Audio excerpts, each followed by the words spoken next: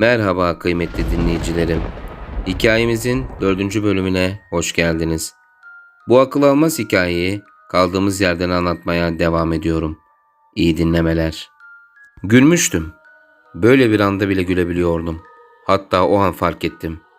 Kaan geldikten sonra ilk defa gülmüştüm. Peki gördüğünüz kabuslar nasıldı dedim. Maalesef Ramazan Bey, o kabusları size anlatamam dedi. Beni anlayış ile karşılayın lütfen. Şu anda sizinle konuşarak, size yardım ederek zaten kendimi oldukça tehlikeye sokuyorum dedi. Tabii, haklısınız dedim. Kaan ile görüştünüz mü hiç dedi. Yok, hayır, hiç aramadım asistanımı dedi. Yarın mı döneceksiniz dedi. Şimdi gitsem daha iyi olur dedim. Bu saatte bu havada mı dedi. Sorun olacağını sanmıyorum dedim. İsterseniz bugün burada kalabilirsiniz dedi. Zaten yeterince rahatsızlık verdim dedim. Benim için sorun değil, sizin için de değilse tabii dedi. Aslında ben de gitmek istemiyordum. Hava çok kötüydü fakat daha da fazla rahatsız etmek istemiyordum. Ama peki madem sağ olun dedim. Ben size yastık ve yorgan getireyim dedi. Birkaç dakika sonra elinde yastık ve yorgan ile geldi ve karşımdaki koltuğa koydu. Tam gidecekken bir şey sorabilir miyim dedim. Tabii dedi. Kaan'ın anne ve babası isimleri neydi dedim. Canan ve Fatih, neden sordunuz dedi. Hiç merak ettim dedim gülerek ve iyi geceler diye ekledim. Serap Hanım birkaç saniye tebessüm ederek baktı ve iyi geceler diyerek kapıyı kapattı. Üstümü çıkararak karşımdaki koltuğun üstüne attım. Telefonuma baktığımda saat 11 sularıydı. Yatağımı hazırlayıp uyumaya başladım. Sabah Serap Hanım uyandırmıştı beni. Kahvaltı hazır dedi gülerek. Gözlerimi ovuşturup etrafa baktım. İnsan ilk defa bir yerde uyanınca garip geliyor. Yaşamışsınızdır. Zahmet etmeseydiniz keşke. Yolda atıştırırdım ben bir şeyler dedim. Olur mu öyle şey? Misafirimsiniz siz benim. Buyurun lütfen dedi. Teşekkür ederim dedim gülerek. Lavabonun yerini biliyordum fakat yine de ayıp olmaması için sordum. Ardından lavaboya gittim. Tuvaletimi yaptıktan sonra aynanın karşısına geçtim. Elimi ardından ise yüzümü yıkadım. Başım lavabonun tam dibindeydi. Havluya uzandım. Elime tüylü bir şey geldi. Çekiyordum fakat gelmiyordu. Başımı kaldırıp baktığımda karşımda Kaan'ın anlattığı simsiyah tüylü, gözleri alev kırmızısı, korkunç bir şey vardı. Görür görmez kendimi geriye attım. Ayağım kaydı ve temizlik kovanın üstüne düştüm. Kafamı çarpmıştım yere. Elimi götürdüm, kanıyordu. Başım dönmeye başladı. Arkamı döndüğümde gitmişti. Yerden korkarak kalkmaya başladım ve aynanın karşısına geçtim. Kendime baktım. Ağlamaya başladım. Yine oluyordu. Kurtulamıyordum. Yüzümü tekrardan yıkadım ve tekrardan aynaya baktığımda aynada eşim vardı. Gözleri siyahtı. Gerçekten de siyahtı. Gözlerinin çevresi siyahlaşmıştı. Ağlamaklandı. Siyah kıvırcık saçları ipince dudaklarıyla bana bakıyordu. O kadar özlemiştim ki dokunmaya çalıştım. Gel diyordu. O gel dedikçe ben aynaya daha fazla yaklaşıyordum. Göz göze gelmiştik. Onu bize tercih ettin dedi. Ne diyorsun sen? Ben kimseyi tercih etmedim size. Siz benim en değerlerimdirsiniz dedim. Yalancı dedi. Ağlamaya başladım. Neyden bahsediyordu anlamadım. Aynaya değiyordu tenim. Aklıma evde hiç ayna olmadığı geldi. İlk geldiğimde fark etmiştim. Evde hiç ayna yoktu. Bu nasıl olurdu diye kafamı kaldırdığımda tüm gücüyle çığlık atarak onu bize tercih ettin dedi ve ayna paramparça oldu. Zıplayarak uyandım. Serap Hanım beni izliyordu. İyi misin dedi Serap. Sıkılmıştım artık bu sorudan. Bilmiyorum dedim. Doğrularak ellerim ile gözlerimi avuşturdum. Hala mı görüyorsun o kabusları diye sordu. Acınası gözleriyle bakıyordu bana. Cevap vermeden lavaboya gittim. Tuvaletimi yaptıktan sonra elimi yüzümü yıkadım. Havluyla kuruladıktan sonra dışarı çıktım. Mutfağı göstererek kahvaltı hazır bir şeyler ye istersen dedi. Mutfaktaki masaya oturduk. Birkaç dakika sonra tekrar Kaan konusunu açmak istedim. Ve biliyorum bunu aldın. Fakat birkaç soru daha sorabilir miyim dedim. Serap Hanım Kaan ile ilgili mi dedi. Evet dedim. Peki sorun dedi. O cisim şu anda nerede dedim. Serap birkaç saniye saçıyla oynadıktan sonra bilmiyorum dedi. Huysuzlanmıştı. Yalan söylüyordu, anlamıştım. Serap dedim bağırarak. Gözlerini yerden kaldırarak bana baktı ve "Gerçekten bilmiyorum" dedi. "Nerede olduğunu bilmesen de başına ne geldiğini biliyorsun en azından, öyle değil mi?" dedim. "Ramazan Bey, lütfen. Haftalardır hayatım ilk defa yoluna girdi. Kurtuldum. Artık girmek istemiyordum bu konulara. Rica ediyorum, kapatın konuyu. Kahvaltınızı yapın ve gidin" dedi. Gitmek istedim. Fakat o evden çıkarsam o cismin başına ne geldiğini bir daha asla öğrenemezdim. Serap'a baktım. "Bugünkü halimi gördün. Bundan sonra her günüm böyle olacak. Belki de sonum en sonunda Kaan gibi olacak. Bunları sen de yaşadın. Ne demek istediğimi çok iyi biliyorsun. Beni başından def edip yardım etmeyecek kadar bencil misin?" dedim. Duygu sömürüsü yapıyordum birazcık. Üzülmesini istiyordum. Ancak o zaman inanıp yardım edebilirdi bana. "Pekala. Cismin başına ne geldiğini mi merak ediyorsunuz?" dedi. "Evet" dedim. Serap Hanım elindeki çatalı masaya bırakarak, "Kabusların başladıktan sonra ben de bunu merak ettim. Cismi bulup araştırmak, hatta belki yok etmek. Belki o zaman kurtulurdum. Belki tüm bunların sebebi odur diye düşündüm. Kaan'ı hastanede bırakarak otobüs ile Kaan'ın eskiden yaşadığı şehre gittim. Akrabalarını buldum ve kapılarını çaldım. Kim olduğumu ve Kaan'ın adını söyleyince kapıyı yüzüme kapattılar. Defalarca çaldım fakat açmadılar ve bir daha da hiç gitmedim" dedi. "Hangi akrabasına gittin?" dedim. "Anneannesinden dayısına, teyzesinden amcasına, hatta komşularına kadar her yere. Hiçbiri içeri almadılar beni. Kaan'ın adını duyar duymaz kapıyı yüzüme kapattılar" dedi. "Serap Hanım, o cismi bulmam lazım" dedim. "Ramazan Bey, bu iş seni de aşıyor, beni de. İnanın bana, bu düşündüğünüz kadar sıradan bir psikolojik iş değil. Hayal gücünüzden bile ötede bir şey bu. Ona her adınızda daha da tehlikeye giriyorsunuz. Kaybedecek bir şeyim yok Serap Hanım. Psikolog yıllarım bu çocuğu mahvetmesi için harcamadım ben" dedim. "Keşke sadece bir çocuk olsa" dedi. "Nasıl yani?" dedim. "Hiç mi fark etmediniz? Konuşmalarını, olayları anlatırken soğukkanlılığını, hareketlerini. Sizce bunlar 10 yaşındaki çocuğun hareketleri mi? Sizce bunlar psikolojisi bozuk bir çocuğun hareketleri mi? Lütfen Ramazan Bey, bilim burada çaresiz kalıyor" dedi. "Beni Kaan'ın akrabalarının yanına götürebilir misiniz?" dedim. Güçlü bir kahkaha attı. Alaycı ve sinir bozucuydu. "Ramazan Bey, sizi sevdim. İyi bir adamsınız. Yanlış anlamayın fakat bunu değil, siz anne ve babam için bile yapmazdım" dedi. "Bu kadar mı çok korkuyorsun?" dedim. Sinirlenmişti. "Amacım da oydu zaten. Korkmak mı? Kaan gibi onlarca çocuğu iyileştirdim ben" dedi. "Bir tane daha iyileştirin o zaman. Hem dosyanızı hazırlarken sadece kendi adınızı kullanırsınız. Beni katmazsınız. Tüm başarı size kalır. Kariyerinizi daha da geliştirmiş olursunuz. Kim bilir, belki haber yaparlar, meşhur olursunuz" dedim. "Ramazan Bey" dedi. "Hiçbir yere anlatmam. Adımı hiçbir yerde geçirtmem. Sadece sen ve o" dedim. Kariyere önem veren biriydi. Zaten bu işi gerçekten sevdiği için yapsaydı Kaan'ı başka bir yere göndermek yerine iyileştirmeye çalışırdı. Daha da ısrar etmiştim. Kabul etmişti. "Peki, dediğiniz gibi olsun" dedi. "Hastaneye uğrayarak izin alıp birkaç eşyamı almam gerekiyor. Birkaç saatte gelirim. Sonra yola koyuluruz" dedi. Kabul ettim. "Ben bırakırım sizi" dedim. "Çok iyi olur" dedi ve odasına geçerek hazırlanmaya başladı. Ben de üstümü giyerek telefonumu ve cüzdanımı cebime koyup çantamı alarak dışarı çıktım. Arabayı çalıştırarak birkaç dakika motor ısıttım. Hava düne göre biraz daha kötüleşmişti. Kar yağışı başlamıştı. Ben kar ile kaplı arabanın camlarını silerken Serap Hanım dışarı çıktı. Lacivert bir pardösü, kahverengi bir bot giymişti. Boynuna ise birazcık kalın siyah bir atkı takmıştı. Başında püsküllü pembe bir şapka vardı. Güzel görünüyordu. Arabaya bindik ve yola koyulduk. Hastaneye varmıştık. Aklımda Kaan vardı. Onu gitmeden önce bir kez görmek istiyordum. Serap Hanım'a dönerek, "Burada işiniz ne kadar sürer?" diye sordum. "Birkaç saat" dedi. "Tamam o zaman. Ben bir hastaneye uğrayıp ilaçlarımı alayım. Dün almayı unutmuşum. Geciktirmeyeyim" dedim. İlaç kullanmıyordum fakat Kaan'ı görmeye gideceğimi söylemek istemedim. "Tabii, 2 saat sonra burada buluşalım o zaman" dedi. "Çok iyi olur" deyip hastaneme doğru yola koyuldum. Yollar hala kar kaplıydı. Küçük bir semt olduğu için yolları bir çalışma yapılmamıştı. Hem çamur hem de kar içindeydi. Hastane görünmüştü. Arabayı park ederek içeri girdim. Seher Hanım'ın yanında polisler vardı. Beni görünce, "Ramazan abi, nihayet gelebildin" dedi.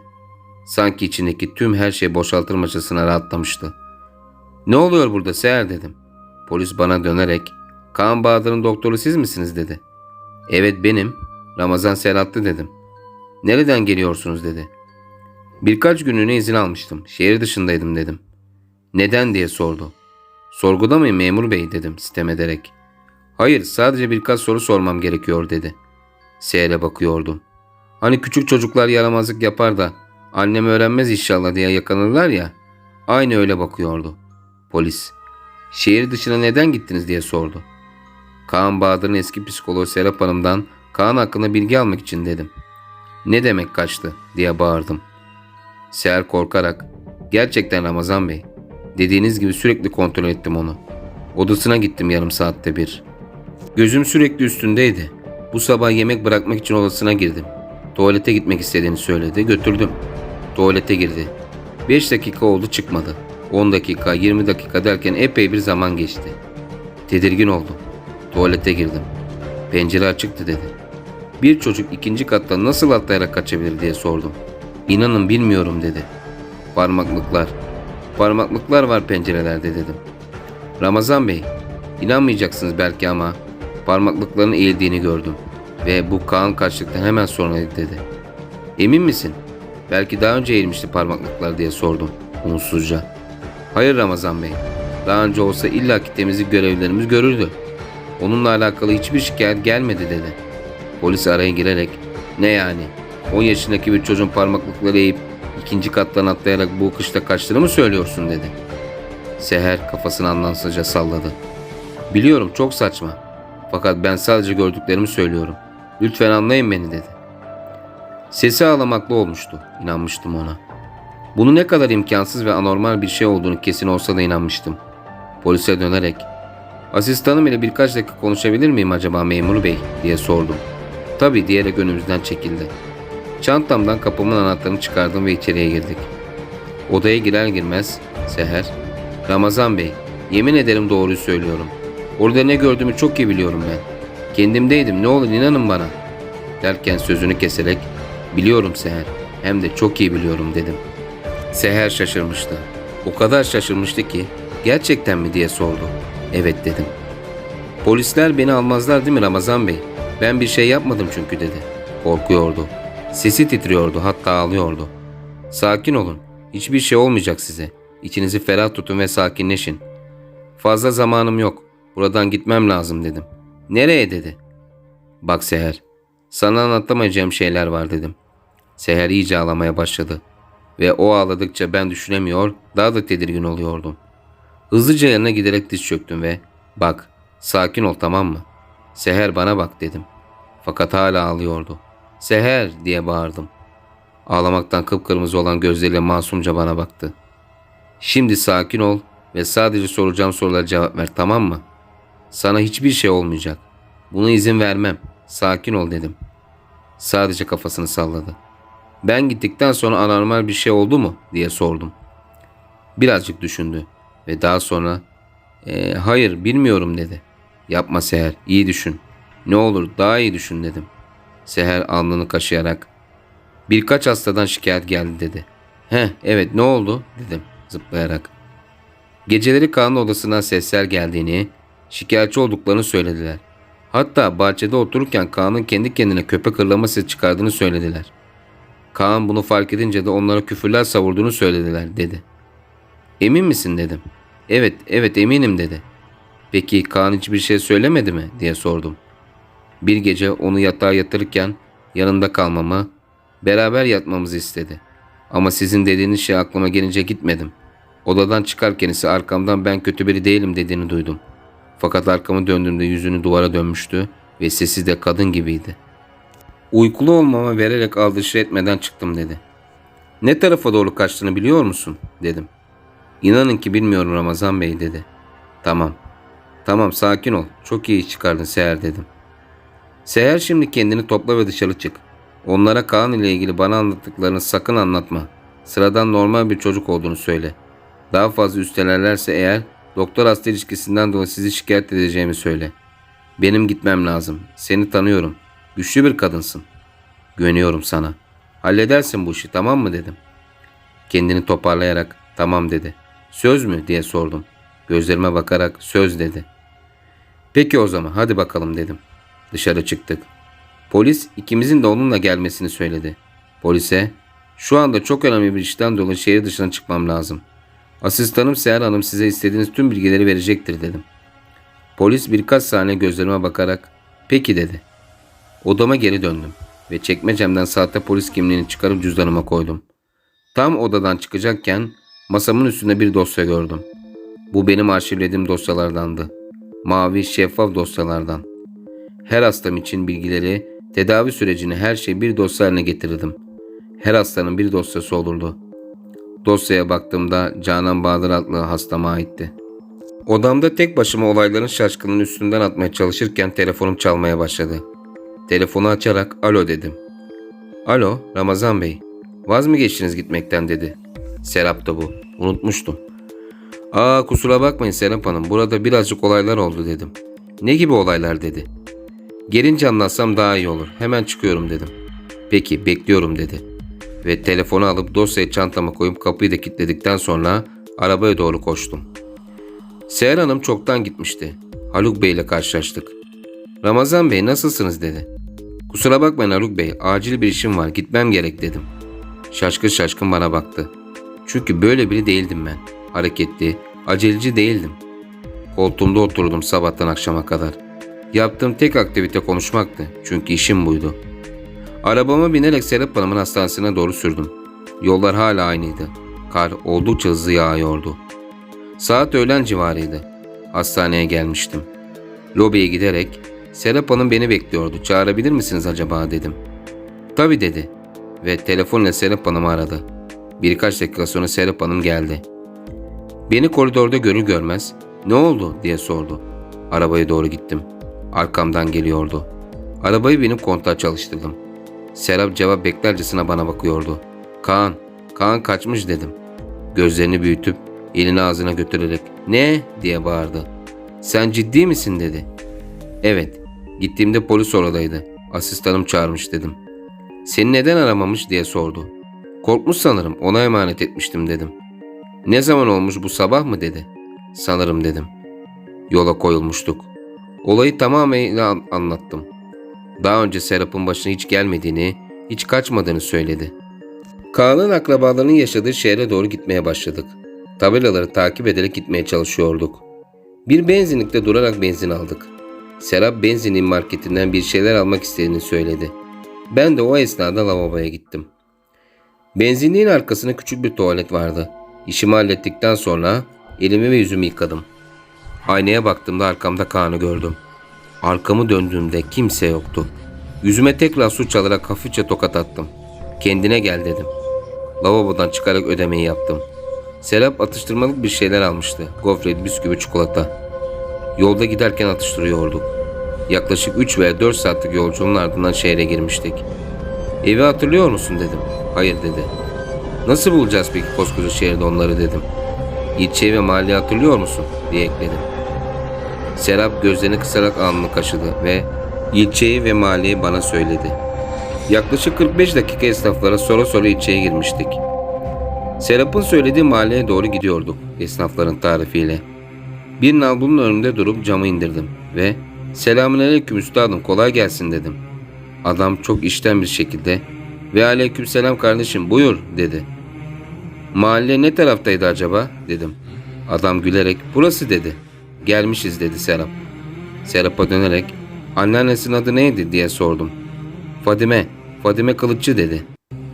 Adama dönerek "Fadime Kılıççı diye bir kadın oturuyormuş burada. Nerede oturduğunu biliyor musunuz?" diye sordum.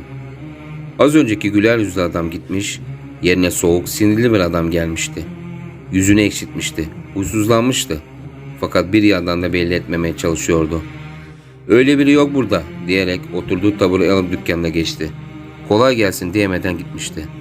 Aldırış etmeden devam ettik. İleride bir bakkala, oradan sonra bir manava, sonra ise bir saatçiye. Kimse nerede oturduğunu bilmiyordu. Hatta burada öyle birinin olmadığını söylüyordu. Şaşırmıştık. "Taşındı mı acaba?" diye sordum Serap'a. "Taşınmış olsa bile tanırlar. Nereye gittiğini bilirlerdi" dedi. "Esnaf bunlar sonuçta. Yıllardır burada olan adamlar. Birkaç yıl önceki kadını mı tanımayacaklar dedi. Doğru söylüyordu. Anlam verememiştim. Ne yapacağız peki dedim. Camiye gidelim, hocaya soralım dedi. Caminin minaresi gözüküyordu. O yöne doğru sürmeye başladım. Camiye varmıştık. Hava kararmaya başlamıştı. Caminin önünde banklar vardı ve banklara oturan birkaç yaşlı amca. Yanlarında ise torunları. Yanlarına yanaşarak "Selamun aleyküm amca. Hocayı nerede bulabiliriz?" diye sordum. "Aleyküm selam evladım. İçeride olması lazım, bir göz at istersen" dedi. Cami 2 katlıydı. Alt katı yazları Kur'an kursu olarak kullanılıyordu. Üst katta ise namaz kılınıyordu. "Serap'a, burada bekle istersen. Bakıp geliyorum" dedim. Merdivenleri hızlı adımlarla çıkıp ayakkabılarımı çıkardım. Besmele çekip sağ ayak ile içeri girdim. Büyük kahverengi kapıyı iterek içeri girdim. Hoca tam karşımda, yüzü bana dönük, önünde rahle vardı ve onun üstünde Kur'an-ı Kerim. Kur'an okuyordu. Ağır adımlarla ile hocaya doğru gidiyordum. Bir yandan etrafı inceliyordum. Hocanın karşısına geçip çöktüm ve bağdaş kurarak oturdum. Hoca birkaç dakika daha okumaya devam etti ve bitirdikten sonra Kur'an-ı Kerim'i kapattı. Bir yandan hala bir şeyler okumaya devam ediyordu.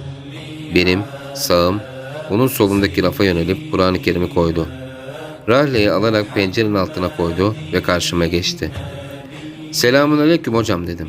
"Aleyküm selam evladım, buyur" dedi. 50'li yaşlarda, saçları beyazlamıştı. Üstünde mavi bir gömlek ve onun üstünde siyah bir yelek. Altında ise gri renginde kumaş bir pantolon. "Hocam, size bir kişinin yerini sormak istiyorum. Sizden önce kime sorsak cevap vermeyip terslediler" dedim.